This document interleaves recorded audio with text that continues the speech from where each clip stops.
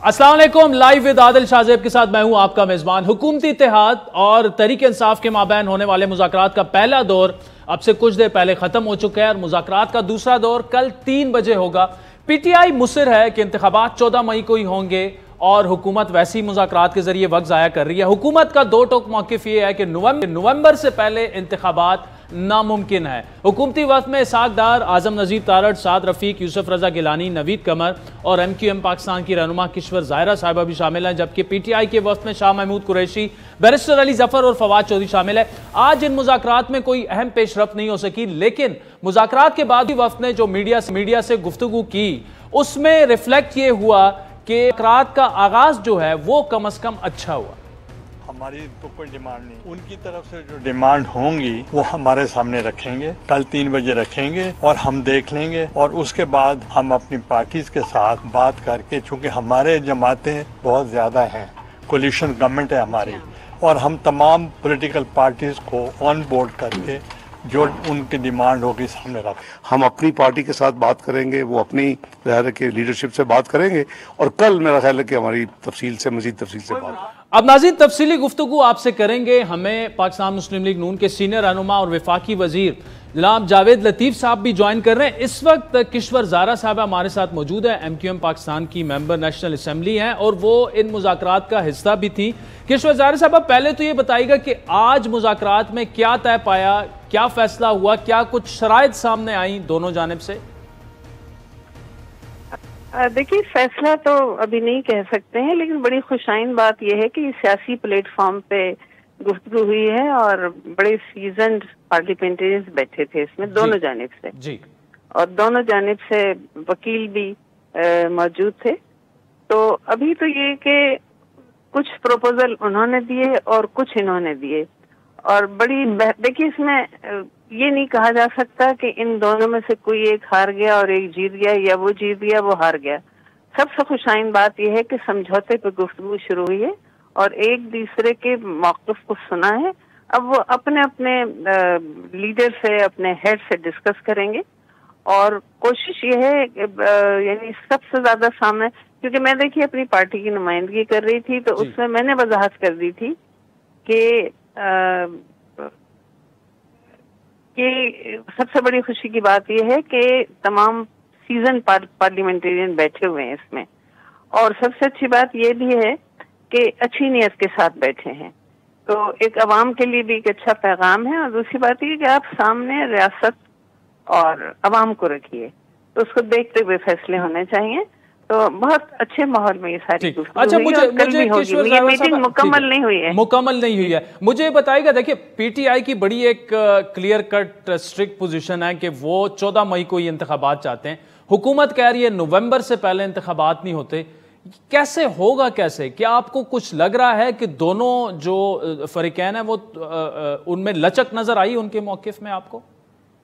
देखिए, दोनों, मैंने जैसा आपसे कहा कि सीजन पार्लियामेंटेरियन है, कोई चीज बाई फोर्स नहीं होती है, न की जाती है। ये इनकी समझ में ये बात अच्छी तरह से आई हुई है कि गिव एंड टेक होता है। ये कुछ ये मानेंगे और कुछ वो मानेंगे। आज जो चीजें डिस्कस हुई हैं, अब हम अपने लीडर से ये लोग गुफ्तगू करेंगे। अब इसकी पेशरफ का अंदाजा कल होगा, लेकिन ये नियत नजर आती है दोनों की कि वो बेहतरी के रास्ता अख्तियार करना चाहते हैं। ठीक है, मुझे ये बताइएगा आखिर में कि शाह महमूद साहब ने कहा कि जी ये मुज़ाकरात जो हैं वो ताखीरी हरबे हैं हुकूमत की तरफ से, और जो वो बाहर निकल के भी उन्होंने जो बात, और फिर PTI में एक मौक़िफ़ ये भी पाया जाता है कि मुज़ाकरात आप ना करें और सड़कों पर हम इनसे इंतखाबात लेंगे। क्या PTI का जो वफ़द था उनके मौक़िफ़ में ये तलखी सख्ती आपको नजर आई? नहीं, देखिए, मैंने बहैसियत इत्तेहादी ये चीज जरूर उन्हें समझाई कि मैंने अपनी जिंदगी में जो मुशाहिदा किया, ये जो तजुर्बा, दुनिया की बड़ी से बड़ी जंगों का फैसला टेबल टॉक पे हुआ जी, हत्ता कि कहीं सीज फायर भी हुआ तो टेबल टॉक के बाद हुआ है। और वो उन्होंने, आप शाह साहब का नाम ले रहे हैं, लेकिन वो एक सीजन पार्लियामेंटेरियन रहे हैं। उन्होंने यकीनन हमारे सामने ये कोई बात नहीं की लेकिन एक म्याना रवि के साथ गुफ्तगू की, जो वो प्रोपोजल्स लेके आए थे, वो डार साहब ने और बाकी सीनियर लोग बैठे हुए थे, उन्होंने सबने सुने, इन्होंने अपने जवाब पेश किए। अब देखिए कि कल बात किस तरफ आगे किस तरफ आती है। मुझे जाते हुए किश्वर साहब, हाँ। जी किश्वर साहब, मुझे जाते हुए ये बताइएगा कि अगर हुकूमत की बात की जाए तो हुकूमत नवंबर से पहले इंतखाबात पर बिल्कुल टच से मस नहीं हो रही।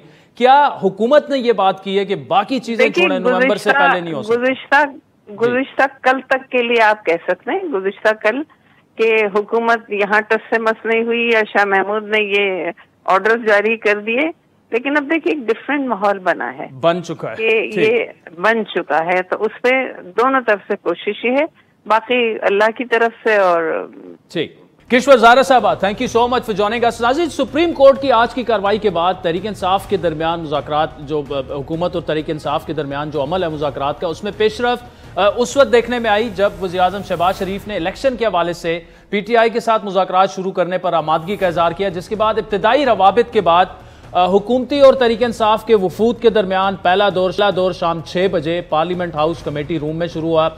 और आज की दूसरी अहम खबर यह है कि शहबाज शरीफ साहब ने कौमी असम्बली से एतमाद का वोट भी हासिल कर लिया।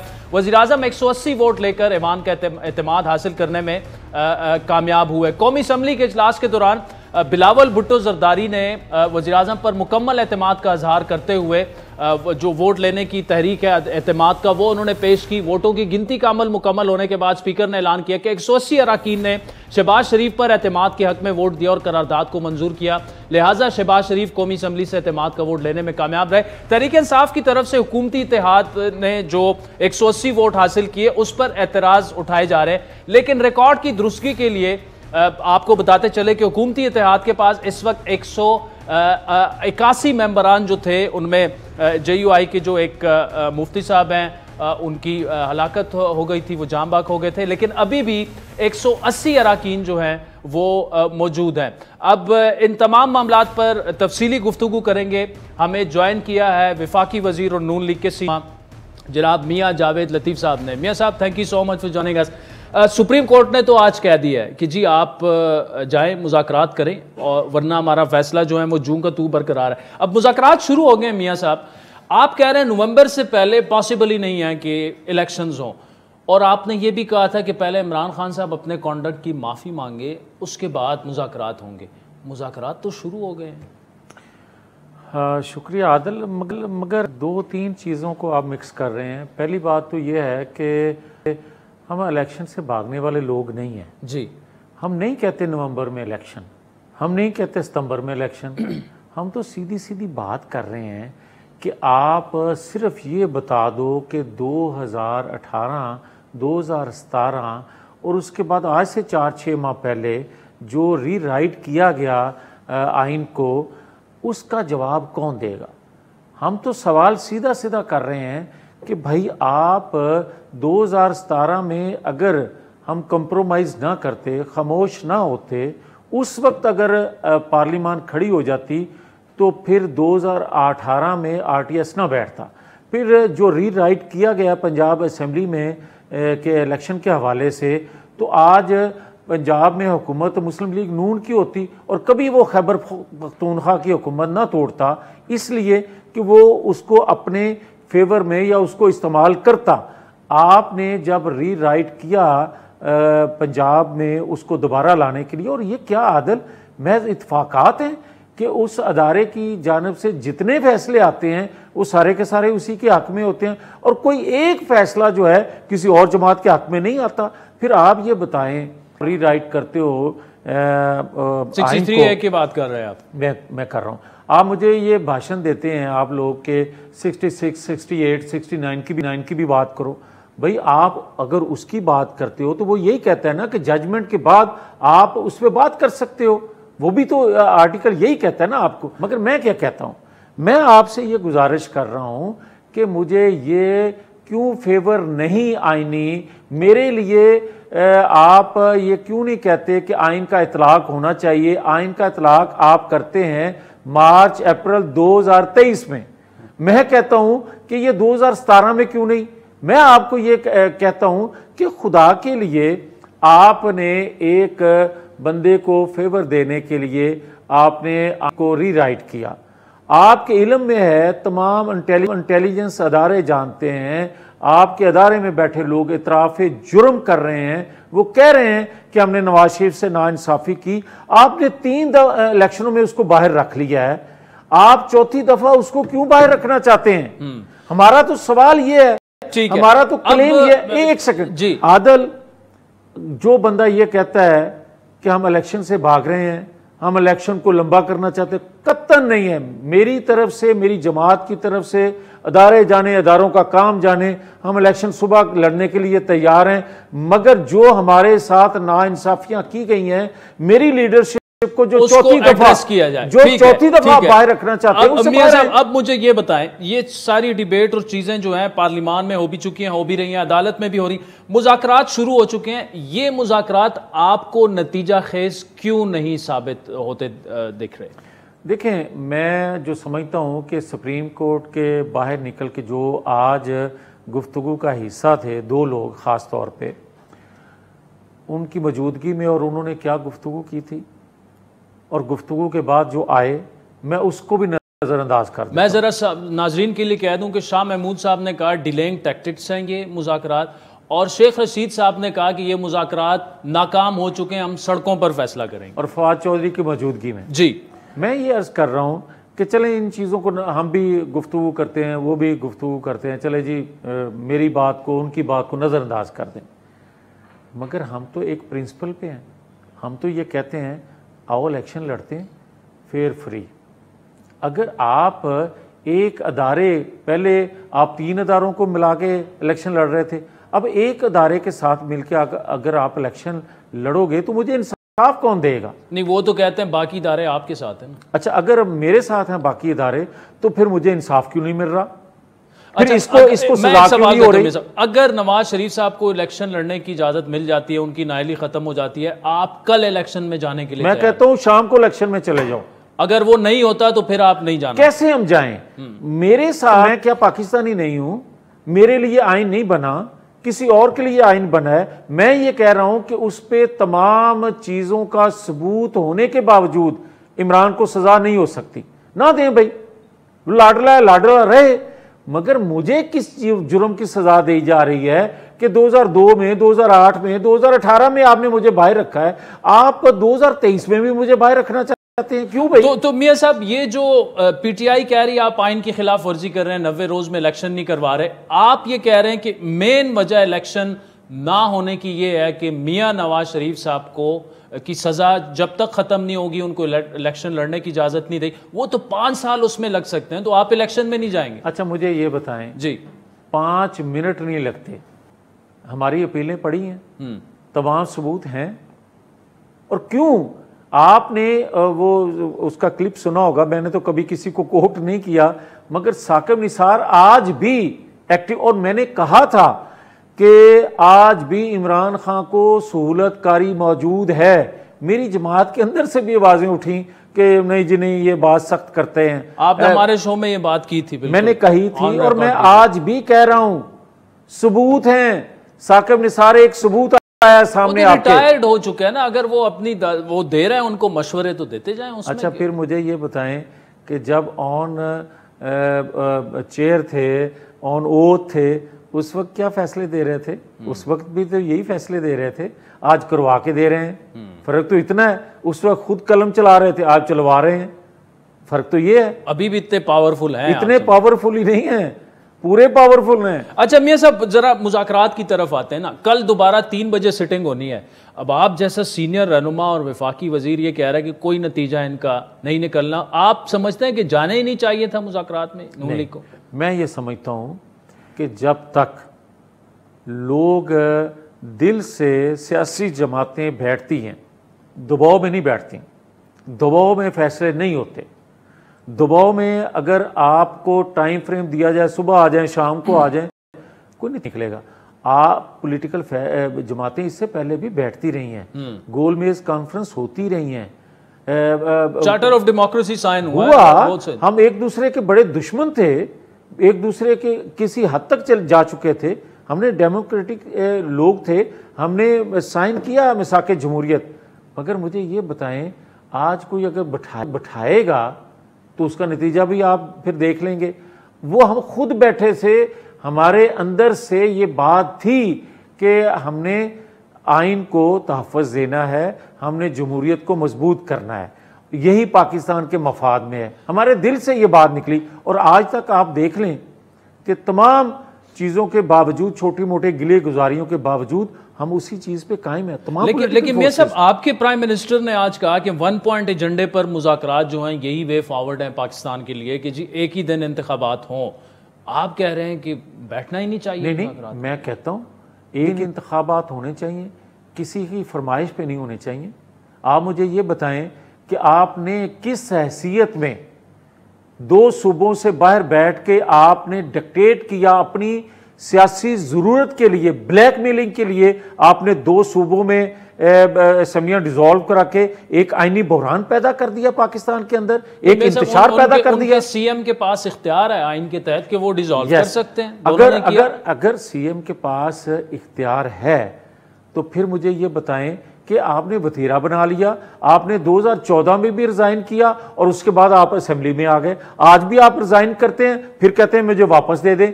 आप कोर्ट में जाते हैं, कहते हैं कि ये मंजूर क्यों नहीं होते हमारे इस्तीफे, अगले दिन मंजूर हो जाते हैं, फिर आप कहते हैं ये मंजूर नहीं होने चाहिए। यार ये खिलवाड़ कर रहे हैं आप अदारों के साथ। आपके मुंह में जो आए, जो ख्वाहिश आए, जो दिल में हो, आप वो करवा लेते हैं अदारों से मिलके।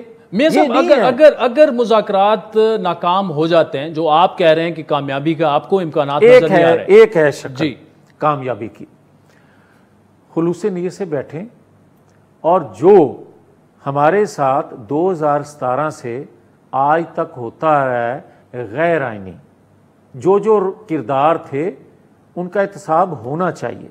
1 साल के अंदर, इस 1 साल के अंदर, ये तो नॉन स्टार्टर है ना, उस पे तो वो मानेंगे ही नहीं, और ना ये आपकी डिमांड है मुज़ाकरात। नहीं, एक सेकंड, मैं ये कहता हूं कि 1 साल के अंदर कोई गैर आइनी हथकंडा उसके खिलाफ, इमरान खान साहब के खिलाफ इस्तेमाल हुआ है, उसको भी रिव्यू होना चाहिए, उसको भी ड्रेस होना चाहिए। और जिस अदारे में बैठे किसी शख्स ने उसके साथ जुल्म ज्यादती की है, उसका मदावा होना चाहिए।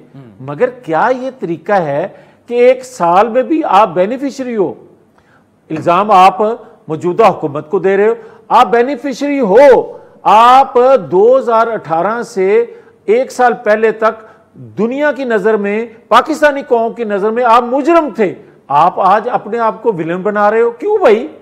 आपने 2017 का फलता फूलता पाकिस्तान, तरक्की करता पाकिस्तान आपने डुबो दिया 4 सालों में, और मुजरम हम बन जाए। वो तो कह रहे हैं 1 साल में आपने डुबो दिया, $100 ऊपर चला गया, $100 पेट्रोल ऊपर चला गया।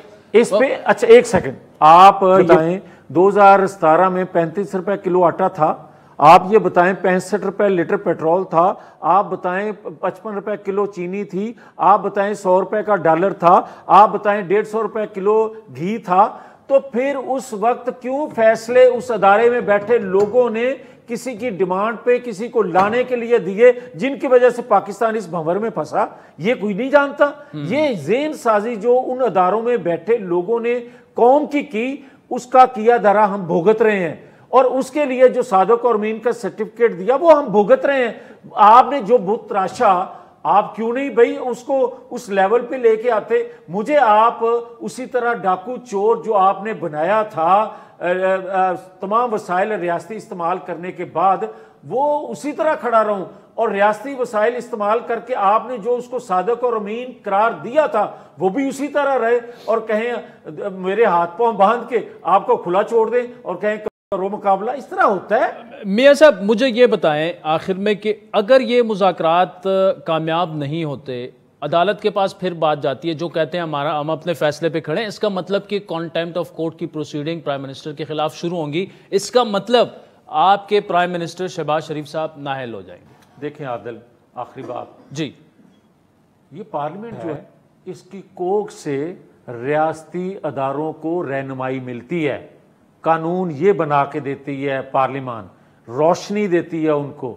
आप ये देखें कि पार्लियामान की तौहीन हो वो कोई जुर्म नहीं है, मगर रोशनी, रहनुमाई, कानून बना के देने वाले अदारों की जेर जबर अगर आगे पीछे हो जाए तो तौहीन अदालत हो जाती है। ये मुनासिब नहीं है। ये माजी में 2017 से नहीं हो जाए तो क्या करेंगे आप फिर? भाई पार्लियामान जो है, पार्लियामान अगर सुप्रीम है तो हमें खड़ा होना पड़ेगा। नहीं, खड़ी तो पार्लियामान हो गई है ना। आइन के लिए आप जजेस को कमेटियों में अगर बुलाना शुरू कर दें तो जाहिर बात है पार्लियामान इससे ज्यादा तो कुछ नहीं कर सकती। लेकिन उस सब कुछ के बावजूद मुज़ाकरात अगर मियाँ साहब नाकाम होते हैं और मियाँ शहबाज शरीफ डिसक्वालीफाई हो जाते हैं, लाएअमल क्या होगा आपका? अच्छा मुझे आदल ये बताएं कि आपका ये कैमरामैन बाकी स्टाफ जो है ये गलती करे तो आप का इस्तेहकाक भी मजरू होता है, आप उनको खड़ा भी कर लें, और आप अगर गलती करें और बार बार करते जाएं आपको ये पूछने वाले नहीं हैं। क्यों भाई, ये नाइंसाफी क्यों? पूछ सकते हैं लेकिन मैंने प्रोग्राम तो फिर भी करना होगा। आपने प्रोग्राम करना है ना, तो इन्होंने भी वही काम फिर करना है। आपके भी ये इख्तियार में नहीं है। मतलब अगर शहबाज शरीफ साहब नायल हो जाते हैं तो पार्लियामान कैसे नायल हो जाते हैं? उन्होंने किया क्या है? देखिए वो तो ये तो कोर्ट का फैसला है ना। मैं ये कह रहा हूं अगर कोर्ट कर देती है। मुझे ये बताएं कि पार्लियामान जो है इख्तियार देती है एक चीज का प्राइम मिनिस्टर को, तो वो कैसे कर सकते हैं? वो पार्लियामान की वजह से प्राइम मिनिस्टर हैं। ठीक, तो प्राइम मिनिस्टर जो है अकेला बंदा पूरी पार्लियामान को नजरअंदाज करके कैसे जा सकता है? और ये मैं नहीं कह रहा, ये सुप्रीम कोर्ट कह रही है। सुप्रीम कोर्ट यहां तक पाबंद करती है, अपनी जजमेंट में करती है बार बार कि प्राइम मिनिस्टर जो है कैबिनेट की अप्रूवल के बगैर कोई फैसला नहीं कर सकता। और कैबिनेट कहां से है? पार्लियामान से। चले मियां जावेद लतीफ साहब, so much for joining us. नाज़रीन आपने सुना, मियां जावेद लतीफ साहब समझते हैं कि इन मुज़ाकरात का कोई फायदा नहीं अनटिल एंड अनलेस के नवाज शरीफ साहब की डिस्क्वालिफिकेशन ख़त्म हो, जो उनको सजाएं दी गई थी वो ख़त्म हो। पीटीआई ऑब्वियसली उस पर मानने के लिए तैयार नहीं है। ब्रेक के बाद मजीद पार्टीज़ के मौक़िफ़ और तहरीक इंसाफ से भी बात करेंगे। हमारे साथ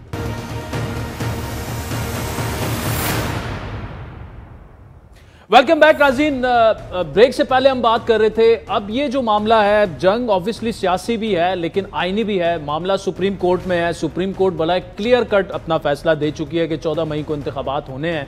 लेकिन अगर मुज़ाकरात में सियासी जमातें आपस में एक ही दिन इंतखाबात के लिए कोई तारीख तय कर देती है तो सुप्रीम कोर्ट ने जिस तरह आज रिस्ट्रेन शो किया, शायद आइंदा भी हमें नजर आए। लेकिन अगर ऐसा नहीं होता, जिस तरह जावेद लतीफ़ साहब कह रहे थे कि मुज़ाकरात नाकाम ही होंगे, उन्हें कोई उसमें उम्मीद की एक किरण भी उसमें नज़र नहीं आ रही थी, वो जिस तरह उन्होंने अपनी बात की, तो उसके बाद क्या होगा? फिर सुप्रीम कोर्ट के चीफ जस्टिस साहब क्या तौहीन अदालत की कार्रवाई शुरू करेंगे, नहीं करेंगे? ये मामला किस तरफ जाएगा? तफसीली गुफ्तगू के लिए हमें ज्वाइन किया है बड़े नॉर्मल लॉयर्स हैं। फैसल चौधरी साहब किसी तारुफ के मोहताज नहीं हैं, इमरान खान साहब के भी लॉयर हैं, और एडवोकेट जनरल इस्लामाबाद जनाब जहांगीर जदून साहब भी हमारे साथ मौजूद हैं। चौधरी साहब ये बताइएगा, मुज़ाकरात तो शुरू हो चुके हैं, क्या आपको कुछ उससे लग रहा है क्योंकि जी कुछ ना कुछ नतीजा निकल आएगा? क्योंकि बड़ा सख्त मौक़िफ़ है पीटीआई का कि जी इंतखाबात कराएं, दोनों असम्बलियाँ आप डिज़ोल्व करें, सिंध भी, नेशनल असम्बली भी, और बाकी जो रह गई है बलूचिस्तान वो भी डिज़ोल्व करें। हुकूमत ये कह रही है किसी सूरत नवंबर से पहले इंतखाबात नहीं होंगे। फिर भी आप समझते हैं कि मुज़ाकरात से हल निकल आएगा? आज मुज़ाकरात हुए हैं और कल मुज़ाकरात कंटिन्यू कर रहे हैं जी। अब मुज़ाकरात से, क्योंकि ज़ाहिर है वो ख़बर तो अंदर से जो नहीं आई है, कुछ 2 घंटे बैठ के कोई लूडो तो खेली नहीं किसी ने, गुफ्तगू हुई होगी। और गुफ्तगू अगर इस वक्त ये सियासतदान सीरियस नहीं होंगे तो फिर कब होंगे? अब इस वक्त मुल्क की जो हालत है, जो इक़्तिसादी हालात हैं, जो मुआशी हालात हैं, जो इस वक्त बेचैनी है, अगर वो ये उनसे नहीं निकाल सकते हैं तो फिर इनकी यूटिलिटी क्या है सिस्टम में? तो सियासतदानों को तो सबसे पहले तो यही सोचना है ना। और मैं तो मनूस बातें नहीं करता, ना ही मैं पेसिमिस्ट आदमी हूँ। मैं समझता हूँ कि इन मुज़ाकरात से अच्छी खबर आनी चाहिए, आएगी, और उम्मीद है कि एक ऐसी चीज़ निकल के सामने आए जिससे पाकिस्तान की बेहतरी हो, कौम की बेहतरी। ठीक, जदून साहब, फैसल चौधरी साहब तो कह रहे हैं उन्हें वो पुरुमीद नजर आ रहे हैं, लेकिन अगर कुछ मुज़ाकरात से नतीजा नहीं निकलता, फिर उसके बाद सुप्रीम कोर्ट क्या कर सकती है? क्योंकि सुप्रीम कोर्ट का फैसला जो हो चुका है ऑब्वियसली वो बाइंडिंग है। गवर्नमेंट कह रही है हम मानने के लिए तैयार नहीं है, वो समझते हैं कि पार्लियामान को अंडरमाइन कर रहा है ये फैसला। लेकिन मुज़ाकरात अगर बेनतीजा साबित होते हैं तो क्या कॉन्टेम्प्ट की तरफ ही बात जाएगी? वही एक रास्ता फिर सुप्रीम कोर्ट के पास रह जाएगा? नहीं, जिस तरह आज बिस्मिल्लाह सुप्रीम कोर्ट ने रेस्ट्रेंट शो किया है और मुज़ाकरात जो है पॉलिटिकल सॉल्यूशन जो होते हैं उनका पॉलिटिकल क्वेश्चन का यही तरीका होता है कि आप पार्टियां दोनों डायलॉग करें, और ये आज अल्हम्दुलिल्लाह शुरू हो गया है।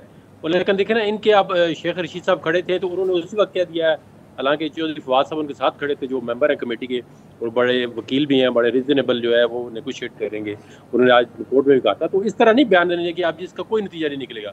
भाई आप बैठे हैं, आपको गिव एंड टेक करें, you are the politician, you have to solve the political question. ये अदालत का बेसिकली काम ही नहीं है कि वो पॉलिटिकल थिकेट के अंदर जाए। जब भी अदालत जिस केस में भी पॉलिटिकल थिकेट के अंदर जाएगी, जिस पार्टी के भी अगेंस्ट फैसला आएगा वो उसको नहीं मानेगी। ये देखें ना, ये रिकॉर्ड की बात चेक करें, जुल्फिकार अली भुट्टो के फैसले को आज दिन तक इस पार्टी नहीं मान रही। उनका जुडिशियल मर्डर है। इस तरह इलेक्टेड प्राइम मिनिस्टर को एक आपने निकाल दिया है कि ये आपने बेटे से तनख्वाह नहीं ली है। एक पॉलिटिकली डिसीजन था, एक पॉलिटिकली सुप्रीम कोर्ट ने जो है पॉलिटिकल थिकेट पर जाकर फैसला किया कि इलेक्टेड गवर्नमेंट को हटाना है। तो पॉलिटिकली जो भी क्वेश्चन होगा सुप्रीम कोर्ट के अंदर उसको पॉलिटिकली रिजॉल्व करना चाहिए, न कि सुप्रीम कोर्ट के अंदर। अब यही तो 4-3 वो कह रहे हैं ना, 4 जजेस साहब ने यही कहा था कि आप ऑलरेडी जो हाई कोर्ट के अंदर पेंडिंग केसेस हैं तो हाई कोर्ट को ही डिसाइड करने दें और उनकी प्रोविंशियल ऑटोनॉमी को इनक्रोच ना करें। अब देखें ना, ये पंजाब के अंदर तो सुप्रीम कोर्ट कह रही है इलेक्शन कराएं, वो केपी के अंदर जो है सुप्रीम कोर्ट अब थोड़े से खामोश है कि जी वहाँ पे जो है अब दोबारा जाकर रिट पिटीशन करें, दोबारा वहाँ पे केस लेगा। तो मेरे अंदाजे में, मेरी ओपिनियन में और मेरी दानिश में, ये पॉलिटिकल क्वेश्चन है, ये पॉलिटिकल तरीके से ही हल होगा। इसमें कोई कंटेम्प्ट या ऐसी तरीके जो हल होगा, बिल्कुल। अच्छा चौधरी साहब, क्या इसमें देखिए ठीक है, इसमें टाइमलाइन इसकी क्या होनी चाहिए? सुप्रीम कोर्ट ने तो आज कहा कि उसकी कोई टाइमलाइन नहीं है, लेकिन अली जफर साहब ने, अब मैं थोड़ी देर पहले सुन रहा था, वो कह रहे थे शायद मंडे तक हम कोशिश करेंगे कि किसी नतीजे पर पहुंच जाएं। मंडे, आप चूंकि तरीके इंसाफ, आप इमरान खान साहब से भी मिलते रहते हैं और आपको अंदाजा है मंडे तक तो कोई नामुमकिन सी बात लग रही है, 2 दिन ही है। मेरा ख्याल में हो जाएगा। अच्छा, मेरा ख्याल उससे पहले भी हो सकता है। उसकी वजह ये है कि अभी आप स्टार्टअप मीटिंग आज काफ़ी लंबी गई है जी, उसमें दोनों साइडों ने अपनी अपनी बात की है, और कल आई थिंक कोई 3 बजे दोबारा मीटिंग है जिसमें मज़ीद प्रपोजल्स आएंगी, और किसी एक हाल पे तो पे तो मुतफिक होना पड़ेगा। मुतफिक होना पड़ेगा। वजह यह है कि इलेक्शन जो है, इलेक्शन सिर्फ होना ही नहीं, इलेक्शन तो ऐसे होने चाहिए जो सबको काबिल कबूल हो जी, वरना हमने 77 की तारीख देखी हुई है। जो नून लीग जो है वो इस वक्त इन्होंने सिर्फ पीपल्स पार्टी का कहा है कि पीपल्स पार्टी भुट्टो साहब के फैसले को नहीं मानती, अपना भी बता दें कि मानते हैं कि नहीं मानते। बात यह है कि भुट्टो की जो जुडिशियल मर्डर है उसको कोई भी नहीं मानता, और इसी तरह जस्टिस मुनीर के फैसले को कोई नहीं मानता। लेकिन 90 दिनों में इलेक्शन कराने का फैसला बिल्कुल आइन के मुताबिक है। ठीक, इसको ना मानना, और जिस तरह से बादल गिव मी सम टाइम जी, आप हरी में तो नहीं है ना? नहीं, मैं उसी से जुड़ा सवाल पूछ रहा था। जिस तरह से पार्लियामेंट की तरफ से अटैक हुआ है इंस्टीट्यूशन के ऊपर, जुडिशरी के ऊपर, जुडिशरी बतौर वकील मेरी उससे ज़्यादा कुर्बत है क्योंकि मेरा वो डिपार्टमेंट है। पार्लियामेंट की तकद्दुस अहमियत अपनी जगह, लेकिन जिस तरह से वहाँ पे से ये मामलात हो रहे हैं उससे मैं आपको ये भी बता सकता हूँ कि ये चीफ जस्टिस तो जाने वाले हैं, आने वाले चीफ जस्टिस भी सोच रहे होंगे कि ये क्या सूरत हाल है। डिवाइडेड हाउस ज़ाहिर है किसी को पसंद नहीं है, डिवाइडेड हाउस डिलीवर नहीं कर सकता, जिसकी वजह से ये जो आज सुप्रीम कोर्ट में डिवीजन है उसकी वजह से ये मामला हुआ है। लेकिन सुप्रीम कोर्ट की डिवीजन कायम रहेगी मेरा ख्याल में कि ये भी जल्दी ख़त्म हो जाएगी। अच्छा, और उसकी वजह यह है कि तमाम वहाँ पे संजीदा लोग बैठे हैं, जो दूसरे ग्रुप में भी लोग हैं उनके अपने डिफरेंस हो सकते हैं, लेकिन अगर आप कोई कहें कि वो आइन और कानून को नहीं मानेंगे तो ये फैसला तो तारीख ने करना है, या ये चीफ जस्टिस ने इलेक्शन कराना है या अगले ने आगे कराना है। तो इलेक्शन तो होना है, तो इलेक्शन के से पहले जो 4-5 महीने ये जो एक्सटेंड कर रहे हैं, इनको ये भी तो बताना है ना कौम को कि ये इक़्तिसादी तौर पे, माशी तौर पे मुल्क को चलाएंगे कैसे, क्योंकि इस वक्त तो हालात बड़े दिगरगू हैं, तमाम शर्तें भी पूरी हुई हैं, IMF अभी पैसे नहीं दे रहा, तो उसकी ना देने की रिजर्वेशन है, वरना तो आपने 9th रिव्यू जो है वो हो जाना चाहिए था। जो पीछे खबरें आ रही हैं, पैसे भी थोड़े बहुत मिल गए, लेकिन अब इस चीज़ को लेके बात यह है कि अब ज़ातों से तो ऊपर मामला चला गया ना, मुल्क चलेगा तो बाकी रहेंगे, नहीं चलेगा तो कौन? जदून साहब, एक तो अगर आप फैसल चौधरी साहब की किसी बात को रिस्पॉन्ड करना था, दूसरा मुझे ये बताइए कि ये जो जजेस को पार्लिमान की कमेटियों में अब बुलाने की बात हो रही, ऑब्वियसली ये फैसला तो अभी नहीं हुआ, लेकिन ये कल पार्लिमान, आज भी मौलाना असद साहब ने यही बात की कि 3 जजेस को बुलाया जाए। अब आर्टिकल 68 बड़ा क्लियर है, आप जजेस के कॉन्डक्ट पर पार्लिमान में इस तरह की बात नहीं कर सकते, ये तो बुलाने की बात कर रहे हैं। क्या ये सिर्फ आपको लग रहा है कि एक टैक्टिक है जिससे बजायर लग रहा है कि अदलिया को प्रेशराइज करने की कोशिश की जा रही? नहीं, पहले देखिए फैसल ने बड़ी एक अच्छी बात की है। ये वैसे बंदा भी बड़ा अच्छा है, उसने कहा इलेक्शन हो ना, बल्कि इलेक्शन एक्सेप्टेबल हो। सबसे बड़ी बात है कि आप जब इलेक्शन कराएंगे तो एक्सेप्टेबिलिटी हो क्रॉस द बोर्ड तमाम पॉलिटिकल स्टेक होल्डर को, जो पॉलिटिकल पार्टियां इलेक्शन में हिस्सा लेंगी। तो इसके लिए अगर ये पॉलिटिकल पार्टी कोई ऐसा इलेक्शन रिफॉर्म्स के लिए कोई ऐसे कंसेंसस डेवलप कर लें कि इस रिफॉर्म्स के तहत इलेक्शन हो, इलेक्शन कमीशन जो इलेक्शन होल्ड कराए, चाहे वो अगस्त में हो या अक्टूबर में हो, आप आगे 2 महीने, अगर ये जुलाई में अगस्त में कहते हैं तो 1 महीना और भी ले लें, तो अगर हो सकता है ये अक्टूबर में भी पीटीआई वाले राजी हो जाएं। मुझे तो लग रहा है ये राजी हो जाएंगे कि अक्टूबर में भी तमाम असेंबलियों के अगर एक ही दफ़ा नेशन असेंबली के ऊपर होते हैं तो इनके हो सकता है ये राजी हो जाए, या आस्ता आस्ता मेरे ख्याल में आ जाएंगे अक्टूबर तक। तो अक्टूबर में अगर इलेक्शन हो जाए तो एक्सेप्टेबल हो। आप राजी हो जाओगे, वो 3 दफा कह चुके हैं, आप राजी हो जाएंगे अक्टूबर में। सोल्यूशन नहीं, ये महीना पीछे ये आखिरी दिन तक अपनी नौकरी बचाने के चक्करों में ठीक, ये जदून साहब, चोई साहब कह रहे हैं कि आप आखिर तक अपनी नौकरी बचाने के चक्कर में। नहीं, मैं ये तो वैसे चस्का लगाता है, कभी कभार इसको लगाने दे, इसकी आदत है, चस्के पे बगैर रह नहीं सकता। लेकिन ये आप कॉफी पिला दें वो चस्के छोड़ देंगे ना, वो ये उनका आपसे गिला यही है कि आप कॉफी तक नहीं पिला। ये अंदर से रेडी है अक्टूबर तक, ये कहते हैं अक्टूबर तक भी ले जाए कोई मसला, लेकिन कराएं इलेक्शन। इनको खदशा है कि इधर अक्टूबर से आगे ना इलेक्शन चले जाए, तो अक्टूबर तक ये मुझे उम्मीद है कि अक्टूबर तक ये रेडी हो जाएंगे। और एक साथ ये कहते हैं 8 या 7 अक्टूबर जो भी डेट हो, आगे पीछे 2 महीने से देखो कोई सामान नीचे नहीं आता, कोई फर्क नहीं पड़ता। अगर 90 डेज तो क्लियरली आपको पता है, इसको भी पता है, अगर आप ऑन सीरियस नोट बात करें तो 90 डेज के अंदर इलेक्शन तो क्रॉस हो चुके हैं। और 14 मई को भी आप भी समझदार हैं, ये भी समझदार हैं कि 14 मई को भी इलेक्शन होते हुए नजर नहीं आ रहे। तो सुप्रीम कोर्ट जो है वो कोई रास्ता, जब पॉलिटिकल पार्टीज एग्री हो जाएंगी तो कोई ऑर्डर ऐसा पास कर देंगे विद कंसेंसस कि इलेक्शन हो सकता है इंशाल्लाह अक्टूबर तक। नहीं, ऑर्डर तो नहीं, उसके लिए तो फिर कॉन्स्टिट्यूशनल अमेंडमेंट चाहिए। मैं उसी पे चोई साहब, मैं उसी पे आ रहा हूं। जदून साहब, ये सवाल आपसे भी है, मैं चोई साहब आपसे कि देखिए कॉन्स्टिट्यूशनल अमेंडमेंट जो है 1 टाइम, वो लाजमी इसलिए है कि अगर आप 2-3 महीना, 1 महीना भी मजीद डिले करें तो ऑब्वियस उसके लिए पार्लियामान में आना पड़ेगा पीटीआई को, जिसके लिए गवर्नमेंट तैयार नहीं है।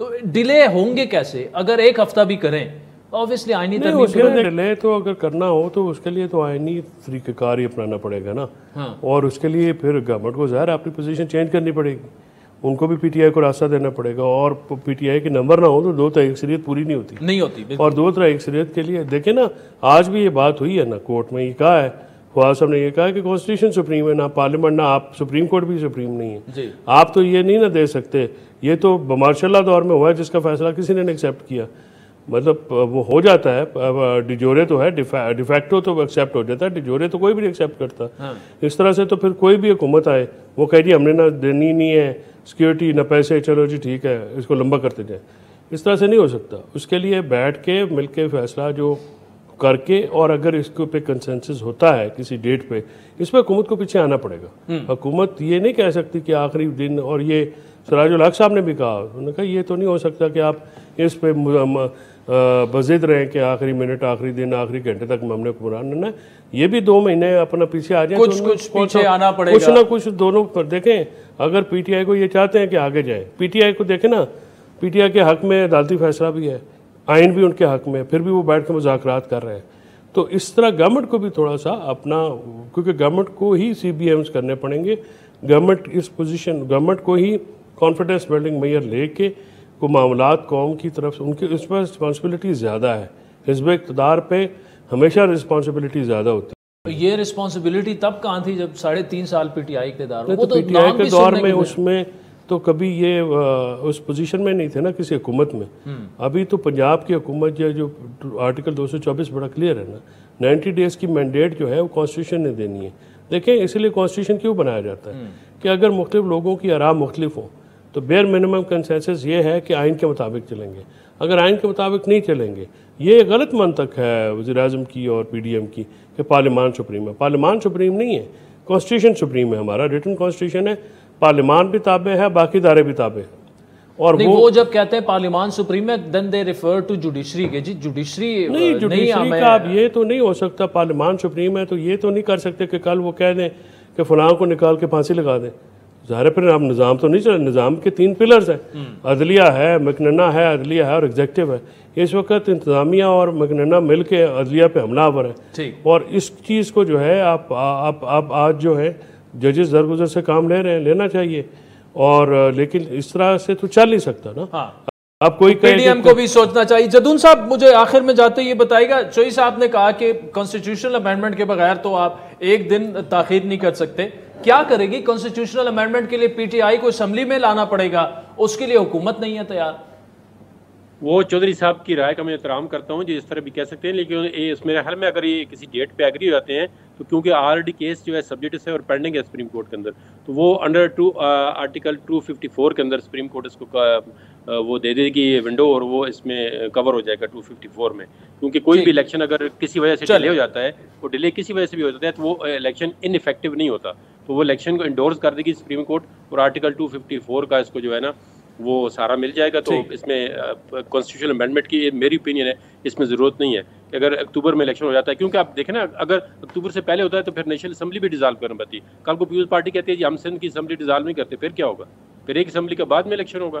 तो इसलिए ये एक छोटा मोटा प्रॉब्लम नहीं है, ये कंसेंसस के साथ सारी पार्टियां ऑन बोर्ड नहीं होंगी, क्योंकि बलूचिस्तान के अंदर भी गवर्नमेंट लदा है, सिंध के अंदर उनकी गवर्नमेंट है, और नेशनल गवर्नमेंट जो है वो सबकी ख्वाहिशात पे नहीं चलना ना। ठीक, चले जहांगीर जदून साहब, फैसल चौधरी साहब, thank you so much for joining us. नाज़रीन, वक्त ब्रेक का, जिसके बाद पीटीआई पंजाब में टिकट्स की तकसीम पर तफसीली सेगमेंट करेंगे। हमारे साथ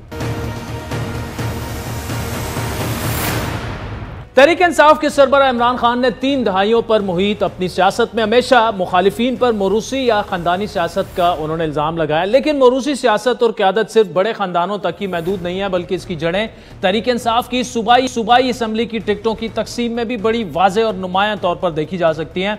मोरूसी सियासत को बुरा भला तो कहा जा सकता है, लेकिन इस हमाम में तकरीबन सभी नंगे हैं।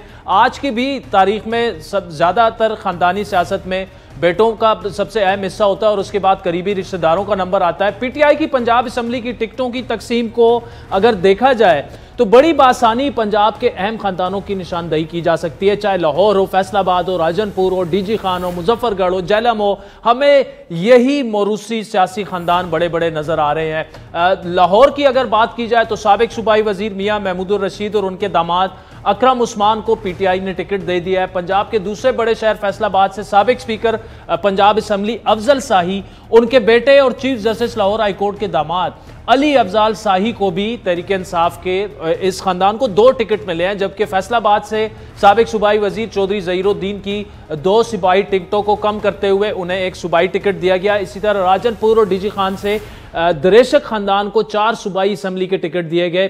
टिकट हासिल करने वालों में उवैस दरेशक, हसनैन दरेशक, अहमद अली दरेशक, फारूक अमानुल्लाह दरेशक शामिल हैं। मुजफ्फरगढ़ की बात की जाए तो जतोई खानदान तहरीक इंसाफ से सूबाई असम्बली के 3 टिकट हासिल करने में कामयाब रहा है। मौज़म जतोई, दाऊद जतोई, रसूल बख्श जतोई। इसी तरह तहरीक इंसाफ के मरकजी रहनुमा फवाद चौधरी जेलम से सूबाई असम्बली का टिकट तो हासिल नहीं कर पाए, लेकिन पीटीआई के एमपीए राजा यावर कमाल की जगह फवाद चौधरी के कज़न फोक शहरबाज को पीटीआई का सूबाई असम्बली का टिकट मिल चुका है। ना सिर्फ फवाद चौधरी बल्कि पीटीआई के दूसरे अहम रहनुमा जिनमें शाह महमूद शामिल हैं, अहमद अजहर हैं, डॉक्टर शहबाज गिल हैं, उन्हें भी पंजाब असम्बली के टिकट नहीं मिले। 2018 के इंतखाबात में शाह महमूद नहीं जीत पाए थे सूबाई असम्बली की सीट, लेकिन इंतखाबात में कामयाबी के बाद फवाद चौधरी वज़ीर आला पंजाब बनने के शदीद ख्वाहिशमंद थे।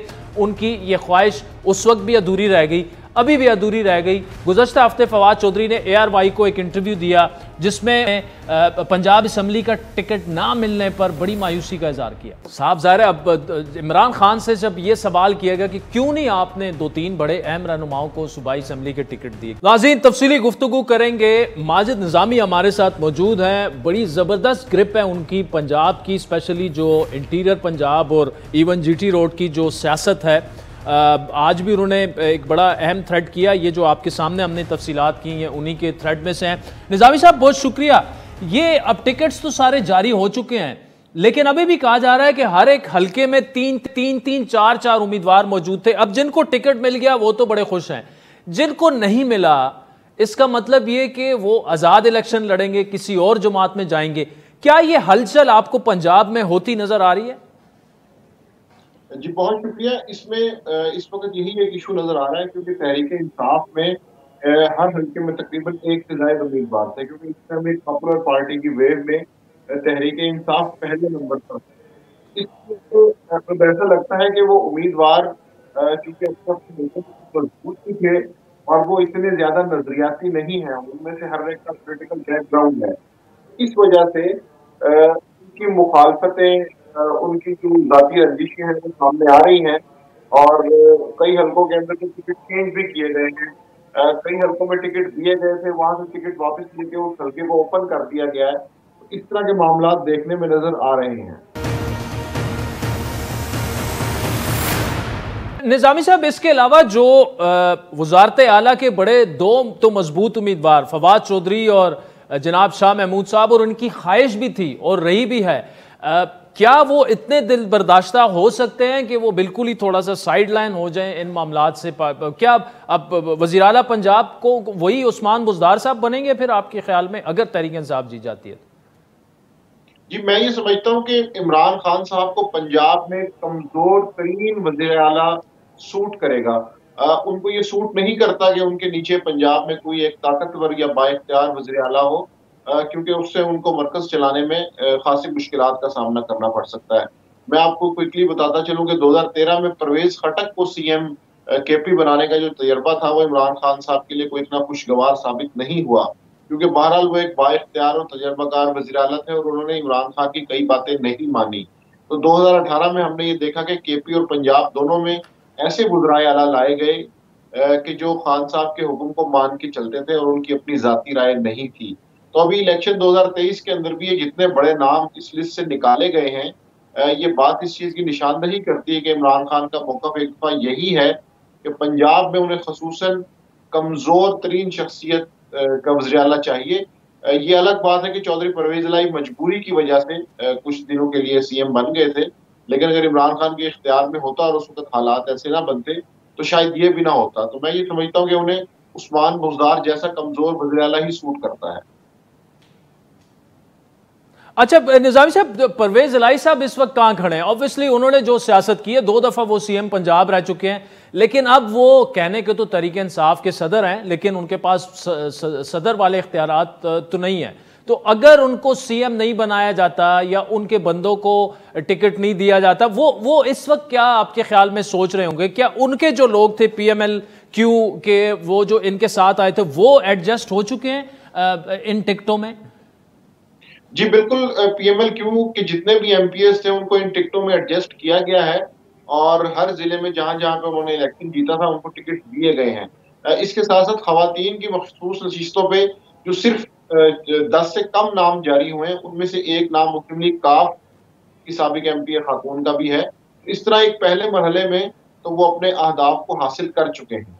और दूसरी बात यह है कि पिछले 6 से 8 महीने में CMशिप के अंदर उन्होंने जितना डेवलपमेंट फंड का इस्तेमाल किया है और जितना हल्कों के अंदर काम किया है, और मुझे ये लगता है कि अभी उनके पास ऐसा कोई टारगेट नहीं है कि जिसे वो अचीव करना चाहते हैं। इस टाइम उनके जो मकासद थे वो हासिल कर चुके हैं।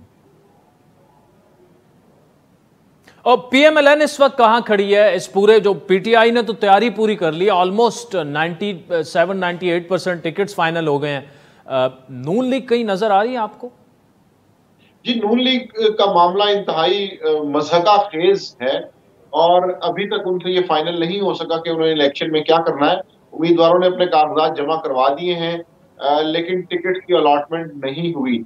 उसके बाद अब एक ट्रेंड पंजाब में ये भी देखने में आ रहा है कि ज्यादातर मुस्लिम लीग नून के उम्मीदवारों को, साबिक MPs को छतरी का निशान अलॉट किया जा रहा है बतौर आजाद उम्मीदवार। इसके साथ साथ कहीं कहीं उनको जीप का निशान भी अलॉट हो रहा है।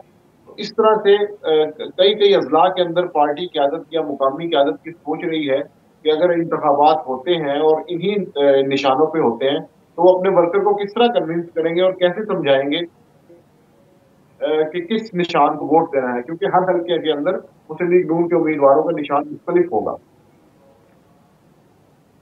तो इसका मतलब ये लिया जा सकता है कि जो मुज़ाकरात अगर यहाँ पर कामयाब होते हैं तहरीक इंसाफ के और PDM के और कोई नई तारीख पर एग्री कर दिए जाते हैं, एक ही दिन इलेक्शंस हो, तो ये जो पूरी एक्सरसाइज है नॉमिनेशन पेपर्स की, ये फिर दोबारा से होगी? जी बिल्कुल, मुस्लिम लीग नून की क़यादत का यही मौक़िफ़ है कि हमें इस मामले पर तवज्जो देने की ज़रूरत इसलिए नहीं है क्योंकि इलेक्शन नहीं हो रहे, और हम हर मुमकिन कोशिश करेंगे कि इस प्रोसेस के साथ होने वाले इलेक्शन ना हो।